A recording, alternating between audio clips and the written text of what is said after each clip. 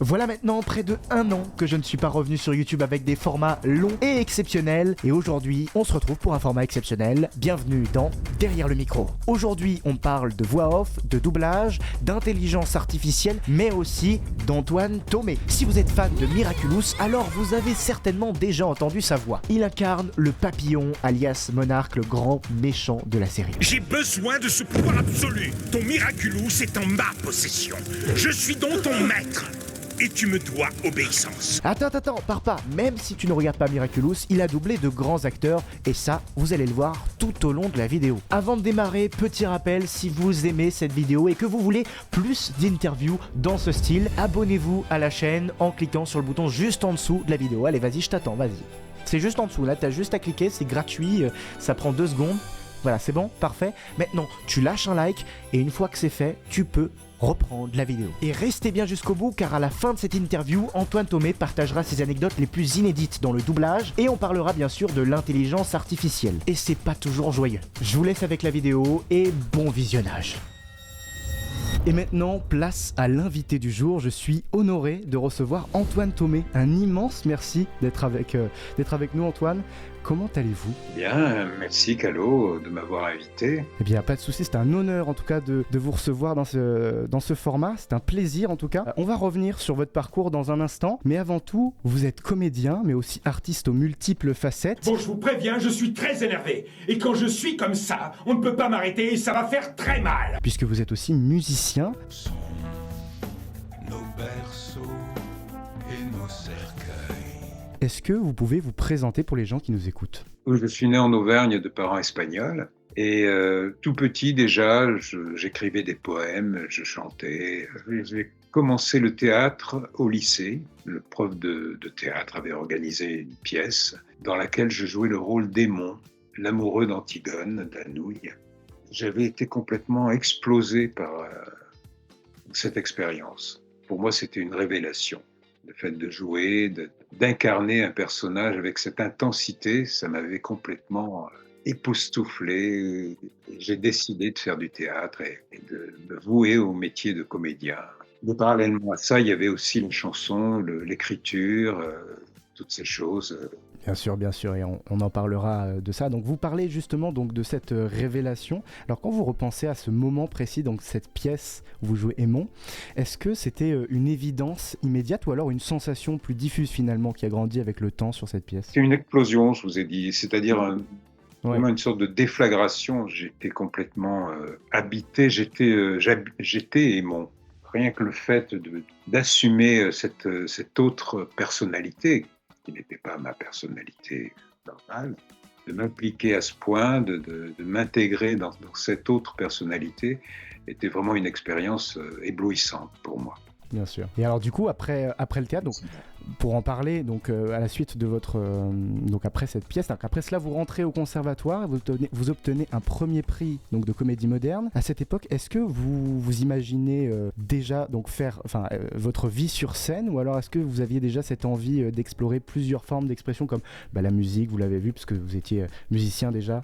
Oui, en fait, je voulais me vouer à la scène, mais j'ai commencé aussi à faire des chansons devant des gens et à constater que l'intensité du contact avec le public au cours des spectacles de chansons était vraiment aussi extrêmement proche de ce que j'avais éprouvé au théâtre et de ce que je continuais à éprouver en jouant sur scène des pièces de théâtre. Tout ça, c'était parallèle, ça fait partie de mes mélans vers le public, vers les gens, vers le fait d'incarner des émotions, de partager des émotions, parce qu'en fait, l'idée, c'est de communiquer des émotions.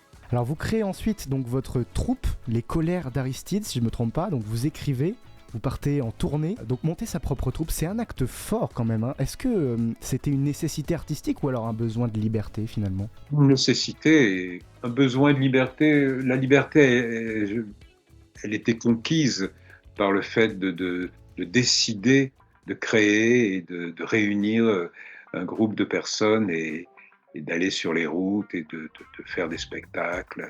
Il n'y avait pas le besoin de liberté, il y avait l'exigence de liberté et la nécessité, la conquête de la liberté. Et si vous nous parlez justement de parce que je vais appeler ça un voyage finalement, votre troupe et votre tournée, comment ça s'est passé finalement ?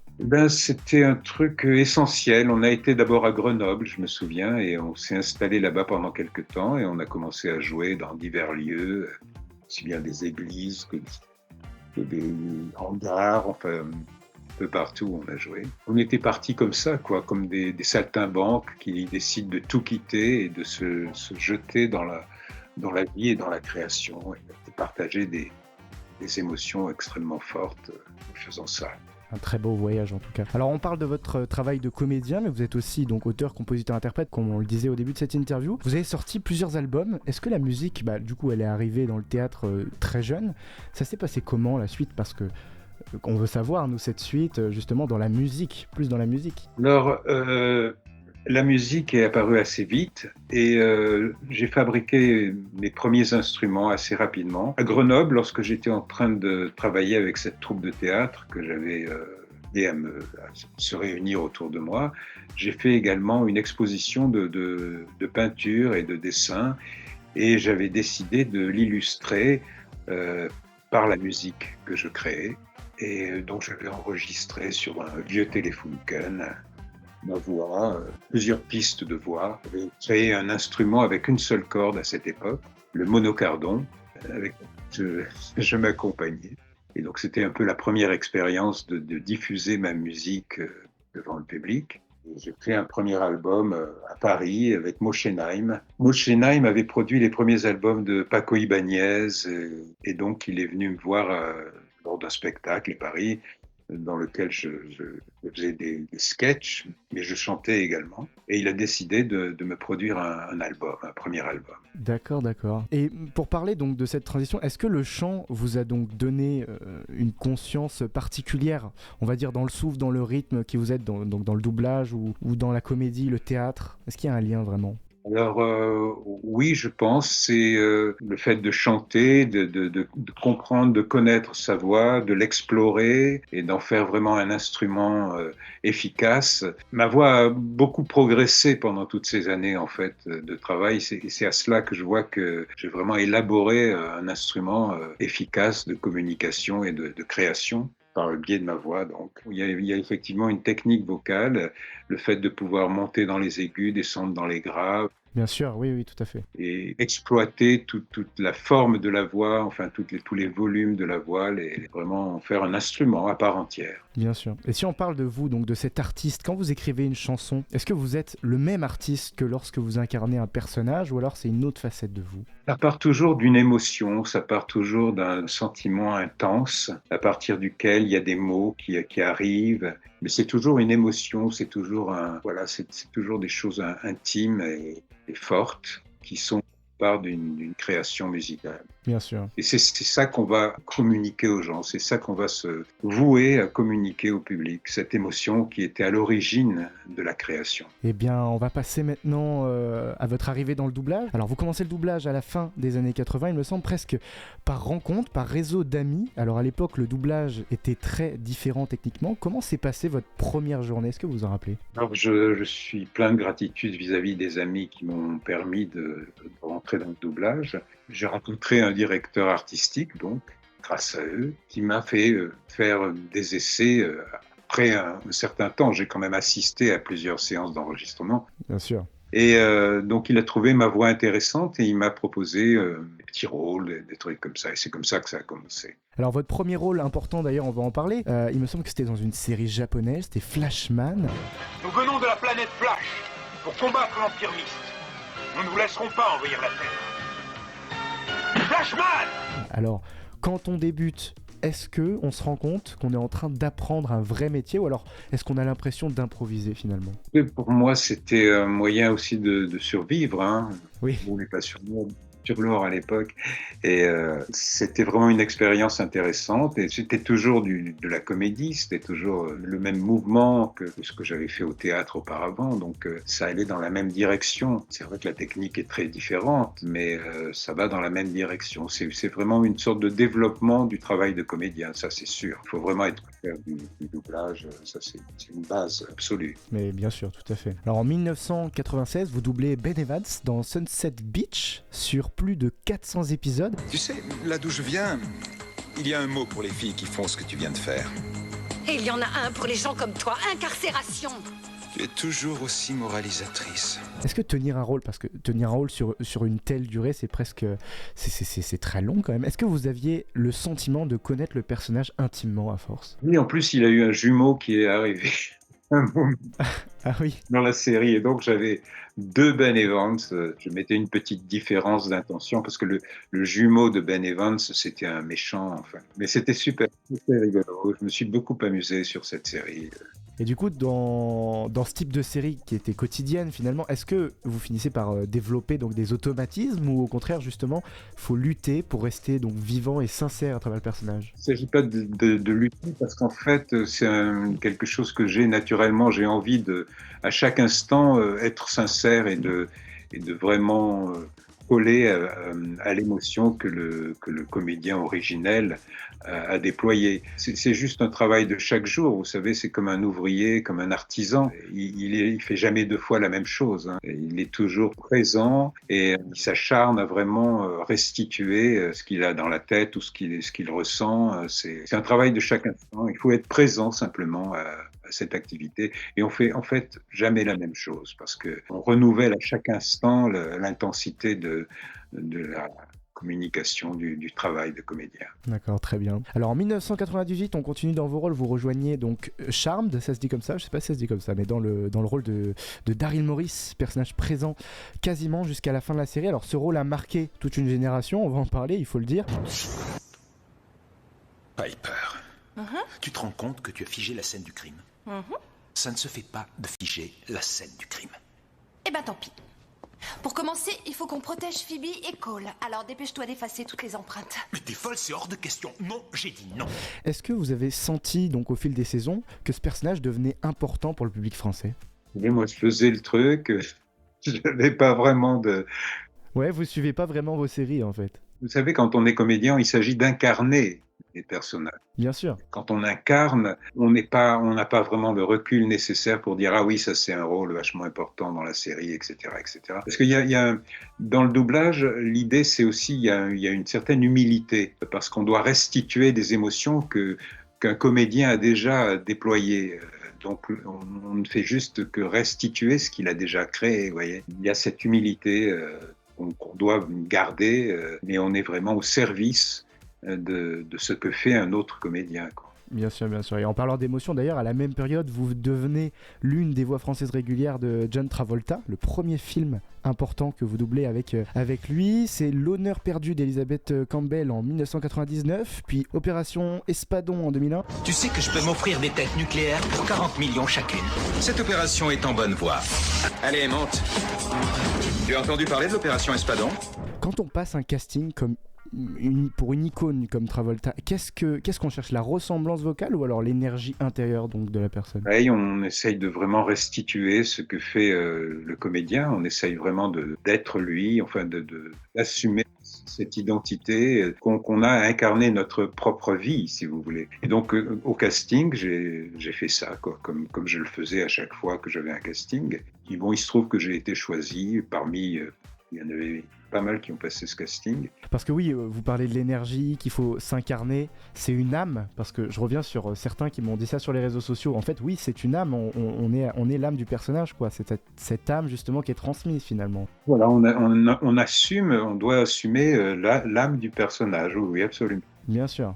Bien sûr, c'est-à-dire que même si par exemple quand on double des acteurs physiquement imposants, il faut ressentir cette énergie donc dans le propre corps en studio. Ouais, c'est ça, c'est comme si on devenait lui, on l'incarne. Bien sûr, c'est ça. Alors vous avez travaillé aussi donc avec Nestor Carbonell, il me semble, notamment dans Bates Motel. L'autre matin quand nous sommes venus, vous avez dit que vous n'aviez pas vu Keith Summers. Oui, c'est exact.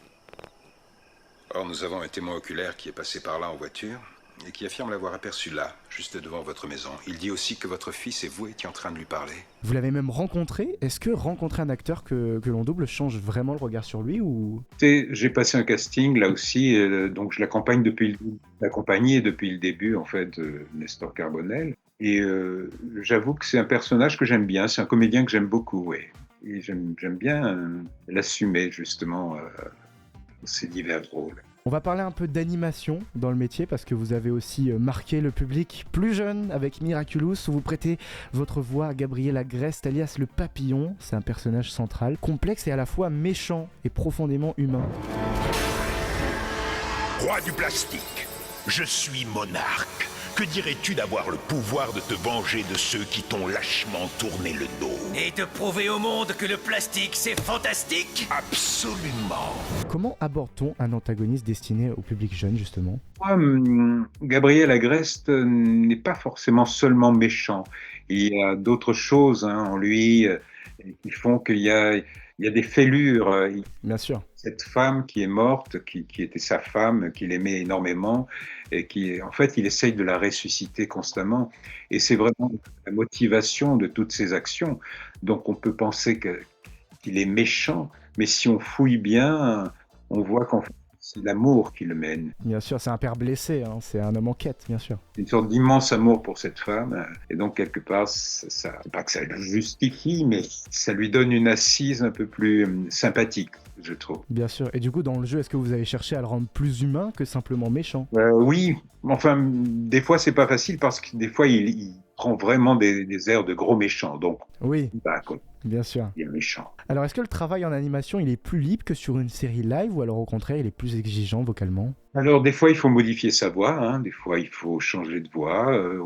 Donc, dans certains personnages, j'ai carrément une voix comme ça. Alors, tu comprends, donc, c'est complètement différent.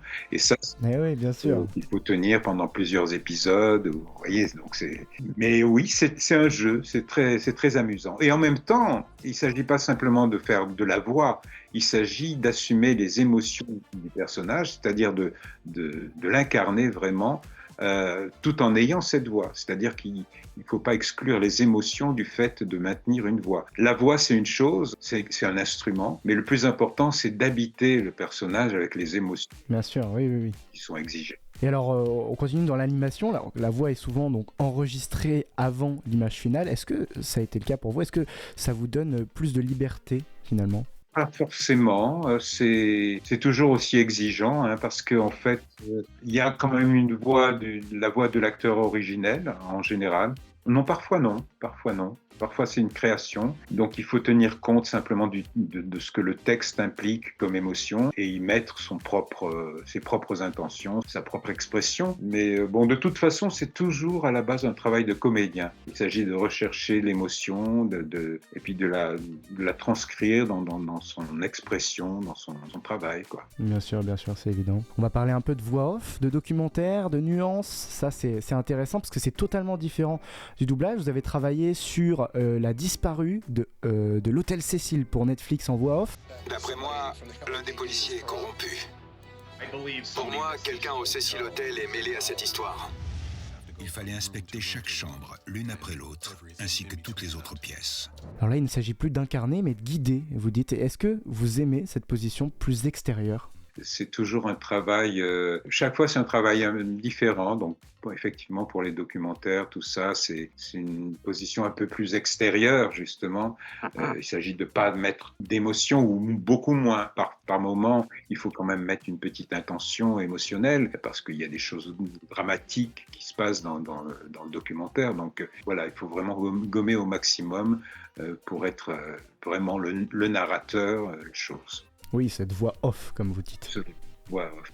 Et qu'est-ce qui est le plus difficile ? C'est être dans la peau d'un personnage ou garder la distance d'un narrateur ? C'est deux choses différentes quand même. C'est deux choses différentes, mais c'est deux aspects d'un même travail. C'est le travail du contrôle de la voix, du contrôle des émotions, du contrôle de la communication. De la communication, il s'agit d'être bien distinct dans ce qu'on dit quand il s'agit d'une narration, vraiment dire les choses de telle sorte qu'elles soient vraiment reçues par l'auditeur. Et donc le but, c'est de communiquer. En fait, c'est toujours un travail de communication.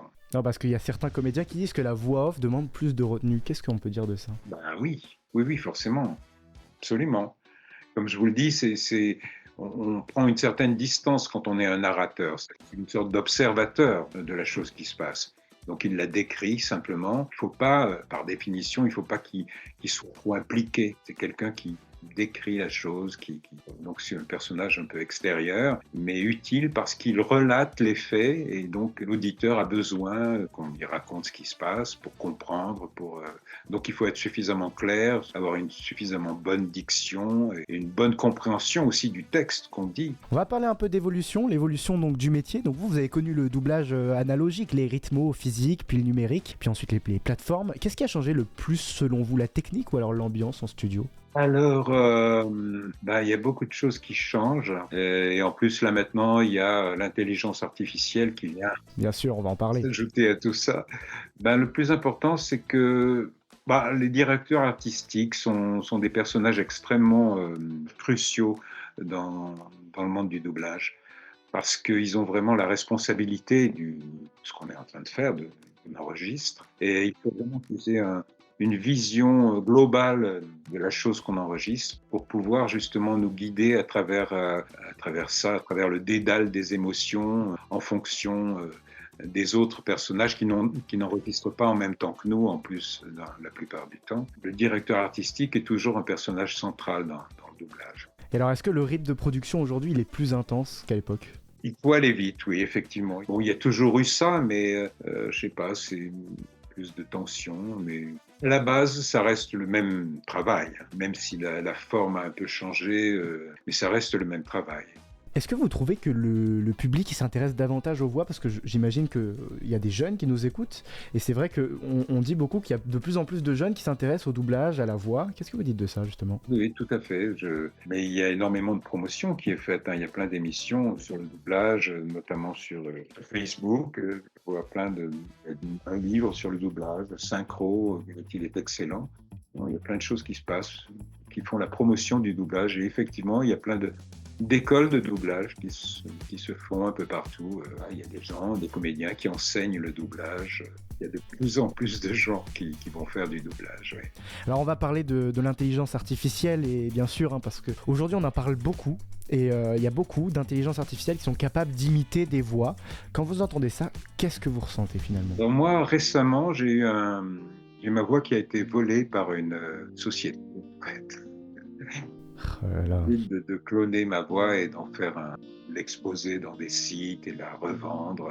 Et je me suis fait un peu piéger par une fausse société qui m'a contacté pour me demander un extrait de ma voix pour un livre audio. Et cette société s'appelle InAudio, INAUDIO. Je préfère le dire comme ça, les gens bien sûr de se laisser avoir comme je l'ai fait. Et donc, il me demandait un essai pour un livre audio. Comme il se trouve que je reçois régulièrement des propositions de faire des essais pour un livre audio, je me suis dit bon, ok. Et je leur ai envoyé, c'était apparemment une société américaine qui avait pignon sur rue, donc j'ai fait confiance au départ. Et donc je leur ai envoyé l'essai, et puis je me suis rendu compte qu'en fait, c'était une société factice, que les gens qui faisaient ça n'étaient pas vraiment les tenants de cette société. Donc il y a des escrocs, j'appelle ça des voice hunters, des gens qui traquent les voix, qui, dès qu'ils peuvent obtenir un enregistrement suffisamment développé, ils s'en servent, ils le revendent comme ils veulent et ils en font de l'argent. Oui. Mais c'est ça, c'est triste. C'est triste parce que derrière, il n'y a pas qu'une voix, il y a un vécu, il y a une sensibilité, il y a tout. Si on va aller vers la fin, si vous deviez donner un conseil sincère à un jeune comédien qui veut se lancer dans le doublage aujourd'hui, ça serait lequel? Faites du théâtre. Faites du théâtre. Prenez vraiment le métier de comédien et puis après, lancez-vous dans le doublage, mais continuez à faire du théâtre quand même parce que ça reste quelque chose de magnifique. Je crois que c'est la chose essentielle et se méfier donc des propositions qui peuvent être parfois des escroqueries, comme je viens de de vivre. Eh bien, merci Antoine Thomé d'avoir été avec nous pour donc dans ce format. C'était un réel plaisir. Eh bien, on va parler donc aussi, juste avant d'y aller, d'un rôle que vous faites sur un jeu vidéo Borderlands, Claptrap. Qu'est-ce qu'il dirait, Claptrap ? Mais alors, je suis très content d'avoir fait cette interview. Alors, eh bien, je vous dis au revoir, les amis, et à bientôt.